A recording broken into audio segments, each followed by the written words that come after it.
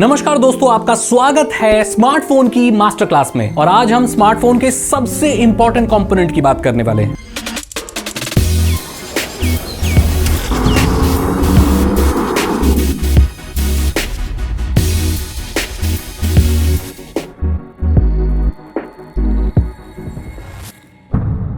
इस वीडियो को देखने के बाद 2026 में आपको कोई पागल नहीं बना सकता कि आपको कौन से प्रोसेसर वाला स्मार्टफोन खरीदना है। और यहां पर एसओसीज की बात हो रही है कि 2026 में क्या ध्यान देना है। आपको बात पता होगी कि मास्टर क्लास सीजन 1 में पहले बना चुका हूं, जहां पर प्रोसेसर के बारे में बेसिक जानकारी मैंने आपको दे दी थी। मीडियाटेक बढ़िया होते हैं, स्नैपड्रैगन बढ़िया होते हैं, और आपका यूनी एसओसी जो भी है, बहुत सारी बात की, एक्जीनस बढ़िया होता है। तो ये बेसिक चीजें मैं पहले बात कर चुका हूं।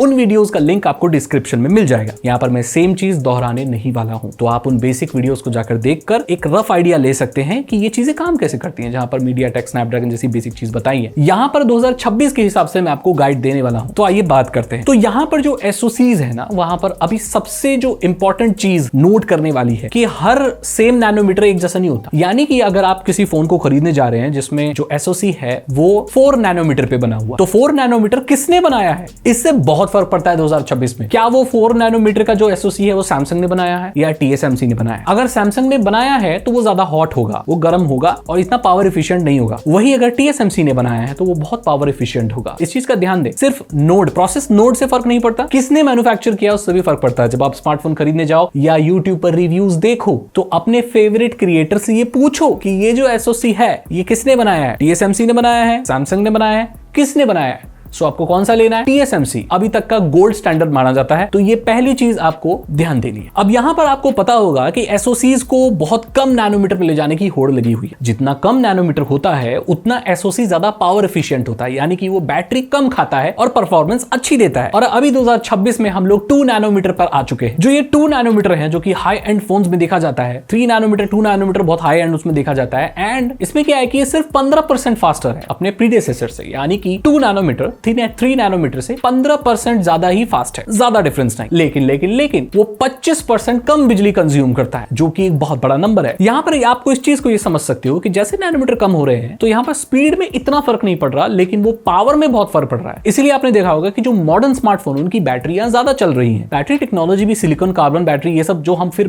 बैटरी वाले सेक्शन में बात करेंगे। लेकिन यहां पर कहने का मतलब यही है कि एसओसी जितना कम नैनोमीटर पे जाएगा उतना कम पावर कंज्यूम करेगा, इतनी अच्छी परफॉर्मेंस देगा। सो हाई एंड फोनों में 2 नैनोमीटर एक गोल्ड स्टैंडर्ड माना जाता है। टीएसएमसी को ही चूज करें एंड उसी हिसाब से आप अपने स्मार्टफोन को खरीद सकते हैं। सो 3 नैनोमीटर 4 नैनोमीटर तक एक्सेप्टेबल होता है, उससे ज्यादा 6-7 पे मत जाना, क्योंकि वो बहुत पुरानी टेक्नोलॉजी हो जाएगी और ऐसा एसओसी 2026 के स्टैंडर्ड पर खड़ा नहीं उतरता और बढ़िया परफॉर्मेंस बिल्कुल नहीं देगा।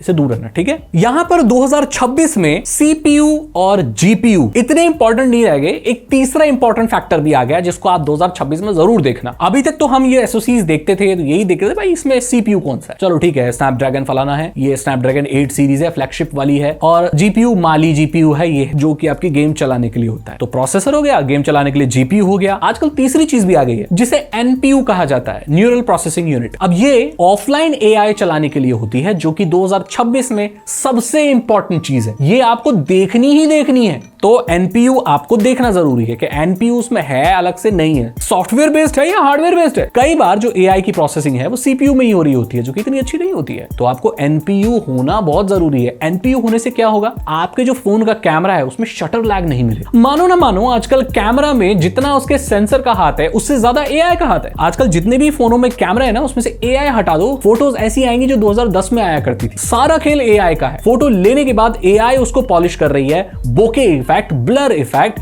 कैमरा फीचर्स जितने भी हैं वो सब एआई पे काम कर रहे हैं। एआई का फीचर बहुत ही इंपॉर्टेंट है। लाइव ट्रांसलेट कर रहे हो, सर्कल टू सर्च कर रहे हो, कॉल ट्रांसलेशन हो रहा है, ऑफलाइन एआई चल रहा है, जेमिनी, नैनो बनाना, और अभी तो गूगल का रेमे वगैरह भी ऑफलाइन एआई भी आने वाला है। वो सिर्फ किस पे काम करेगा? एनपीयू पर काम करेगा। तो जब भी फोन लेने जाओ तो ये जरूर देखना कि क्या उसमें एनपीयू है, जो कि एक हार्डवेयर होता है। अगर है तो आपका डिवाइस अच्छे से एआई चीजों को प्रोसेस कर पाएगा, जो कि 2026 में बहुत इंपॉर्टेंट है। अगली चीज जो आपको एसओसी में देखनी है वो थर्मल थ्रॉटलिंग है।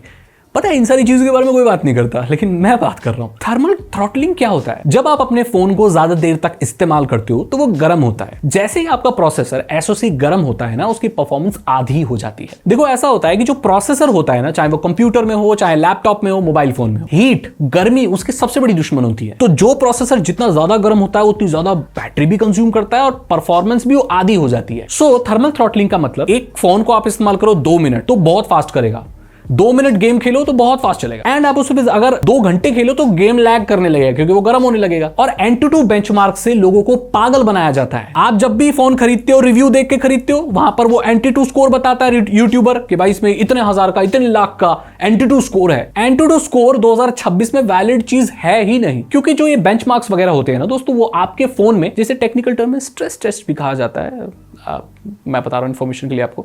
सो वो चलता है 2-3 मिनट, 2-3 मिनट में उनका प्रोसेसर गर्म नहीं होता तो अच्छा परफॉर्म करता है। लेकिन क्या आप अपने गेम को 2-3 मिनट ही खेलोगे? अरे पबजी का सेशन आधा घंटे का होता है भाई। अगर आप आवर्स ऑफ आवर्स गेम खेल रहे हो तो वहां थ्रॉटल करेगा। तो Antutu कभी भी सच्चाई नहीं बताता। Antutu सिर्फ 2 मिनट का खेल बताता है, जबकि असली खेल 2 घंटे 3 घंटे का भी हो सकता है। गेमिंग आप लगातार करना चाहते हो। सो Antutu बेंचमार्क को मत देखना। और देखो भाई, कोई भी एसओसी है जो कि 2 मिलियन या 2 बिलियन पॉइंट्स दिखा रहा है, लेकिन 10 मिनट खेलने के बाद आधा खत्म हो गए उसके, तो फिर वो ऐसा फोन गेमिंग के लिए अच्छा नहीं है दोस्तों। सो गेमिंग फोन लेना है तो ये थर्मल थ्रॉटलिंग देख के लेना। आप सस्टेनेबल जो चीज है उसको लेना। आप ऐसा टेस्ट देना, अपने यूट्यूबर को फोर्स करो कि भाई इस पे 1 घंटा गेम खेलकर उसका पूरा रिपोर्ट बताओ। इसलिए आपने देखा होगा जो अच्छे यूट्यूबर हैं, जो बढ़िया वाले हैं, जैसे गीकी रंजीत वगैरह, ये लोग जब फोन आता है उसके लॉन्च होने के 1 महीने बाद, 2 महीने बाद रिव्यू देते हैं, जो कि एक वैलिड पॉइंट है। आप किसी फोन को लॉन्च होते ही रिव्यू नहीं दे सकते। हाँ, क्विक रिव्यू दे सकते हो, बट असली जो खेल है ना, जो इस्तेमाल करने पे, वो 1-2 महीने बाद ही निकलता है। आप पूरे तरह से उसको स्ट्रेस टेस्ट कर लोगे, इस्तेमाल करके देख लोगे कैसा परफॉर्म कर रहा है, एज अ डेली ड्राइवर इस्तेमाल करोगे, है ना, तो उसमें आपको पता चलता है। तो ऐसे ही फोन लेना जिसकी पूरी टेस्टिंग हो चुकी हो, तो गेमिंग के लिए वही फोन बढ़िया होता है। अब मैं आपको एक और इंपॉर्टेंट चीज बताना चाहता हूं। अब 2026 के हिसाब से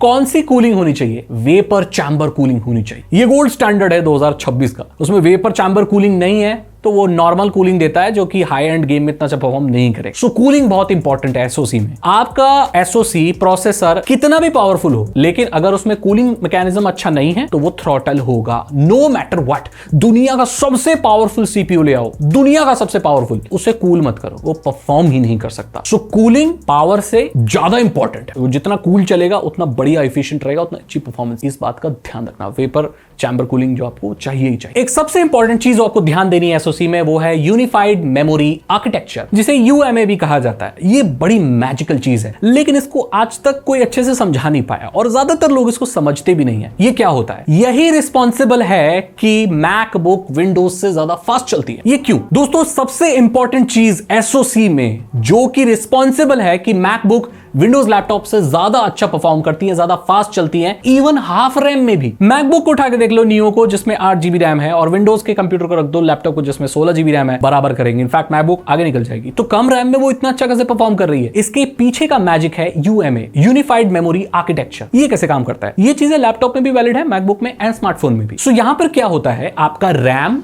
मतलब आपका जो रैम है वो एक पूल बनता है, वो शेयर्ड होता है सीपीयू, एनपीयू, जीपीयू में। यानी कि सीपीयू जो कि processor, GPU graphic card, NPU neural processing unit, तीनों एक ही रैम को यूज कर रहे हैं, हाई स्पीड रैम को। एक रैम का पूल है, यानी कि अलग रैम के लिए, जीपीयू के लिए, मतलब एनपीयू के लिए, जीपीयू के लिए, और इन सब के लिए जितने भी प्रोसेसर है, 3 प्रोसेसर है ना, एनपीयू, जीपीयू, सीपीयू, इनके लिए अलग अलग रैम नहीं है, एक ही रैम पूल है। तो क्या होता है कि जब कोई डेटा लोड होता है तो उसे अलग अलग, जैसे एनपीयू कोई काम कर रहा है तो उसके रैम में लोड होगा, जीपीयू कोई काम कर रहा है तो उसके रैम में लोड होगा, सीपीयू काम कर रहा है तो उसके रैम में। अलग अलग रैम नहीं, एक ही रैम है, जिससे डेटा कॉपी होना ही खत्म हो जाता है। वो एक ही रैम सबको प्रोवाइड कर रहा है, यूनिफाइड मेमोरी है। आप मैकबुक खरीदने जाओगे उसमें भी यूनिफाइड मेमोरी लिखा होता है, 8 GB unified memory, 16 GB unified memory, यानी कि एनपीयू, जीपीयू, सीपीयू तीनों का एक ही रैम है। तो डेटा कॉपी नहीं हो रहा तो फास्ट चलेगा, वो ऑटोमेटिकली फास्ट चलेगा, कम से कम रैम में। स्मार्टफोन में भी आपको ये देखना है क्या उसमें यूनिफाइड मेमोरी आर्किटेक्चर है। ये बड़ी पावरफुल चीज है जो कि आधे रैम में भी परफॉर्मेंस डबल कर देती है, क्योंकि यहां पर डेटा अलग अलग रैम में कॉपी नहीं हो रहा, जो कि बहुत समय बचाता है। ये चीज विंडोज लैपटॉप में नहीं होती, इसलिए विंडोज लैपटॉप में आपको डबल रैम चाहिए, उतनी ही परफॉर्मेंस लेने के लिए जिससे आधे में आपको मैकबुक दे देगी। तो ये स्मार्टफोन में भी देखने वाली चीज है, ये होना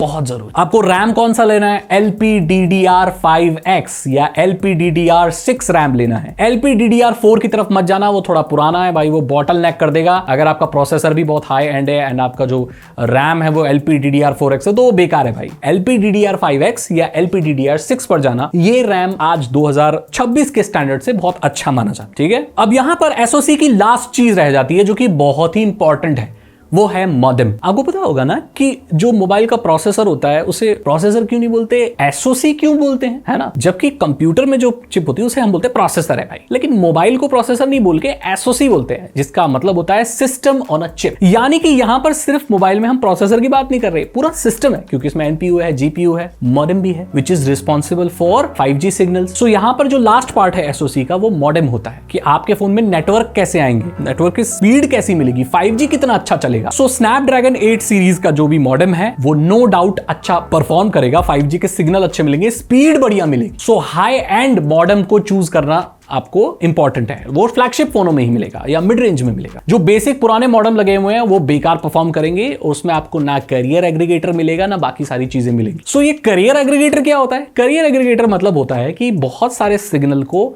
बाइंड करके एक पावरफुल इंटरनेट आपको प्रोवाइड करना। जितनी भी X सीरीज है मॉडेम की, स्नैपड्रैगन की, वो ये सब चीजें प्रोवाइड करती है। पुराने मॉडेम्स में जो बेसिक मॉडेम होते हैं 5G के, जिसमें कोई मार्किंग नहीं है कौन सा मॉडेम है पुराना वाला है, वो ये चीज आपको प्रोवाइड नहीं करेंगे। इसलिए आपने देखा होगा बहुत सारे स्मार्टफोन में 5G की स्पीड नहीं आती, तो उसमें आपके नेटवर्क टावर की कोई गलती नहीं है, आपके फोन की भी गलती हो सकती है, हो सकता है उसमें पावरफुल मॉडेम नहीं लगा हो। X80, X85 जो स्नैपड्रैगन के हैं, ये मॉडेम बहुत अच्छे माने जाते हैं और कईयों में तो सैटेलाइट कनेक्टिविटी भी मिलती है, तो ये बड़े पावरफुल होते हैं। तो ये चीज आपको ध्यान देनी है। तो यहां पर मैंने आपको बता दिया कि जब आप मोबाइल फोन लोगे तो उसके SoC में क्या देखना है 2026 में। SoC MediaTek स्नैपड्रैगन TS, ये जो भी मैंने बताया था, यूनी SoC, टाइगर, जो भी एक्जीनस है ना, एप्पल का सिलिकॉन, ये सारी जानकारी पहले दे चुका हूं, वीडियो को डिस्क्रिप्शन में दे दूंगा। ये 2026 के लेवल की मास्टर क्लास थी। आई होप आपको पसंद आई होगी। आपको कोई भी सवाल है तो आप पूछ सकते हैं, क्योंकि ये एक क्लास है तो यहां पर मेरी रिस्पॉन्सिबिलिटी है कि मैं आपके डाउट्स भी क्लियर करूं, ठीक है। तो आप पूछ सकते हैं। अगर आपको वीडियो अच्छी लगी लाइक करें, दोस्तों के साथ शेयर करें और मैं बोलता हूं आपसे अगली वीडियो में। Thank you so much and good